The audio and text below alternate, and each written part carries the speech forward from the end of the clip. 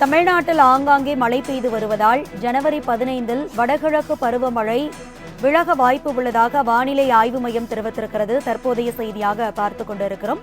விவரங்களை செய்தியாளர் ஷெலினா வழங்க கேட்கலாம். ஷெலினா, விவரங்களை பகிர்ந்துக்கங்க. தமிழகத்தில் வடகிழக்கு பருவமழை என்பது கடந்த அக்டோபர் 21ஆம் தேதி தொடங்கியிருந்தது. இந்நிலையில் அக்டோபர் 21ஆம் தேதியிலிருந்து பல்வேறு மாவட்டங்களில் தொடர்ச்சியாக வடகிழக்கு பருவமழையின் காரணமாக மழை பெய்திருந்தது. குறிப்பாக நவம்பர் 4ஆம் தேதி சென்னை, திருவள்ளூர், செங்கல்பட்டு, காஞ்சிபுரம் ஆகிய 4 மாவட்டங்களில் குறிப்பாக மெக்யான் புயலின் காரணமாக பல்வேறு இடங்களில் கனமழை முதல் மிக கனமழையும் ஒரு இடங்களில் அதி கனமழை என்பது பெய்திருந்தது. அதே போல தென் மாவட்டங்களை பொறுத்தவரையிலும் நவம்பர் 19ஆம் தேதி மழை என்பது பதிவாகியிருந்தது.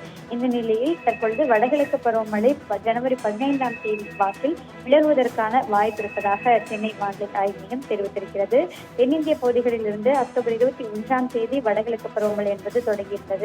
அக்டோபர் 21ஆம் தேதியிலிருந்து குறிப்பாக ஜனவரி 15ஆம் தேதி வரையிலும் வடகிழக்கு பருவமழை காலம் என்பது இந்த ஆண்டு இருந்தது. இந்த நிலையில் 15ஆம் தேதி வாக்கில் வடகிழக்கு பருவமழை தமிழகத்திலிருந்து நீங்குவதற்கான வாய்ப்பு இருப்பதாக தெரிவித்திருக்கிறார்கள்.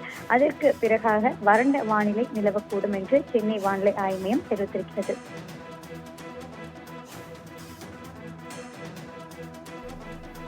விவரங்களுக்கு நன்றி ஷெலினா.